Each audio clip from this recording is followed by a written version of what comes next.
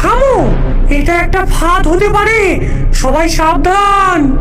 আর কত সাবধানে থাকবো গিন্নি, মাংসগুলো শুকিয়ে কাঠ হয়ে যাবে যে। কত সুন্দর মাংস দেখে আমার যে জিভ দিয়ে জল আর থামছে না। তুমি একটু নিয়ে এসো না মা, তোমার হাত তো সব থেকে লম্বা। আচ্ছা, দাঁড়া দাঁড়া।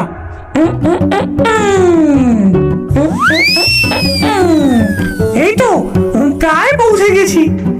সীমা মন্ত্রপুত এই জল নাও। ডাইনির হাতে ছিটিয়ে দিল।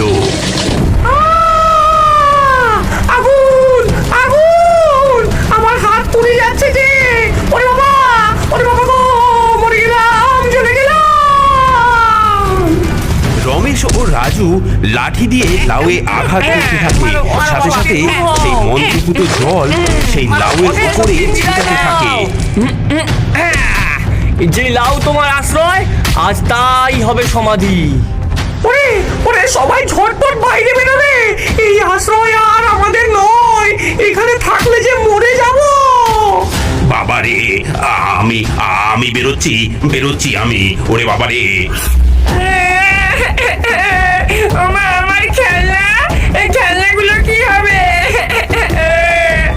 ওরে খেলনা ছাড়, আগে প্রাণ বাঁচা। লাউয়ের ফাটল দিয়ে তিনজন ভূত বেরিয়ে পালিয়ে যায়। এই যাত্রায় বেঁচে গেলি, আমরা আবার আসবো, আবার আসবো আমরা। আবার আসলে তোমাদের কোনো চিহ্নই রাখবো না। এভাবেই রমেশ, সীমা ও রাজু তাদের বাড়ি থেকে ডাইনি পরিবারকে তাড়িয়ে দিল। তারা লাউটি টিনের চাল থেকে নামিয়ে আনলো এবং বাবাজির নির্দেশে পুড়িয়ে ফেললো, যাতে ডাইনিরা আর কখনো ফিরে আসতে না পারে।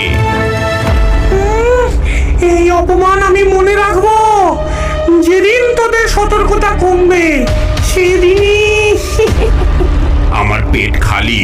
ও গিন্নি, আমাকে কিছু খাবার এনে দাও গো। মা, ওই যে ওই বাড়িতে একটা বড় কুমড়ো দেখা যাচ্ছে। কুমড়ো? আর একটা নতুন বাড়ি, চল দেখি। এভাবেই একটি ভূতের গল্প শেষ হয় তো অন্যটি শুরু হয়ে যায়, কিন্তু সেটা হবে অন্য এক ভিডিওতে। বন্ধুরা, আমাদের আগের ভিডিও ডাইনি ও হাঁসকন্যাতে যারা কমেন্ট করে জিতেছেন তাদের নামগুলি হলো উমা দাস, নীরব, হিমেল, অঙ্কুশ মণ্ডল, তানিয়া, পীয়ূষ, সোয়াতি, মঙ্গল মাহালি এবং